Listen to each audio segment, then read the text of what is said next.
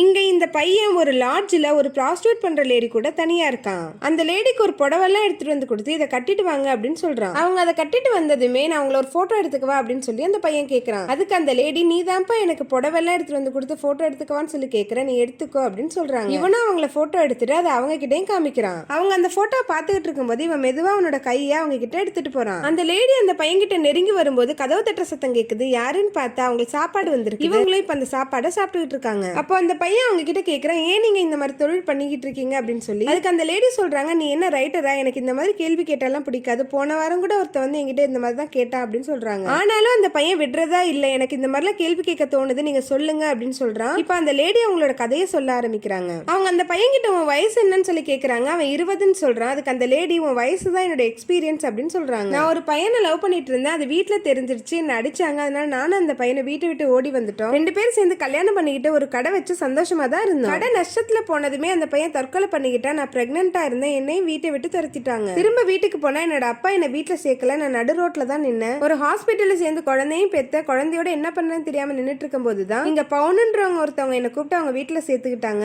அவங்களும் இந்த தொழில் தான் பாத்துக்கிட்டு இருந்தாங்க. என்னையும் அந்த தொழிலுக்கு கூட்டிட்டு போனாங்க. அப்ப என் குழந்தைய பாத்துக்க ஆள் இல்லாம இருந்துச்சு. நான் தான் கூட்டிட்டு போய் ஒரு அனாத ஆசிரமத்துல சேர்த்து விட்டேன் அப்படின்னு சொல்றாங்க. ஆனாலும் நான் என் பையனை போய் அப்பப்ப பாப்பேன். ஆனா அங்க இருந்தவங்க எல்லாரும் இந்த தொழில் பண்ணிட்டு இந்த ஆசிரமத்துக்கு வராத அப்படின்னு என்ன சொல்லிட்டாங்க. அதோட என் பையனையும் நான் பாக்குறது கிடையாது அப்படின்னு சொல்லி ரொம்ப ஃபீல் பண்ணி அழுதுகிட்டு இருக்காங்க. அதை கேட்டு அந்த பையனும் சாரி நான் அவங்க கிட்ட தெரியாம கேட்டுட்டேன் அப்படின்னு சொல்றான். அவங்களும் பாத்ரூமுக்குள்ள போய் ஃபீல் பண்ணிட்டு வெளியே வந்து பார்த்தா அந்த பையனை அங்க காணும். ஒரு டேபிள் மேல நிறைய காசு ஒரு போட்டோ வச்சுட்டு அந்த பையன் போயிருந்திருப்பான். அந்த போட்டோ எடுத்துட்டு அலறி அடிச்சுட்டு வெளியே ஓடி வந்து பாக்குறாங்க. அந்த போட்டோல இருக்கிறது இவங்களோட சின்ன வயசு போட்டோவும் அவங்களோட குழந்தையும். இப்ப வந்ததே அவங்களோட பையன் தான். அவன் ஆசையா அவங்க அம்மாவுக்கு புடவை எடுத்து கொடுத்துட்டு அவங்களோட கையை தொட்டு பார்த்து போட்டோ எடுத்துட்டு போயிருந்திருக்கான் பாவம்.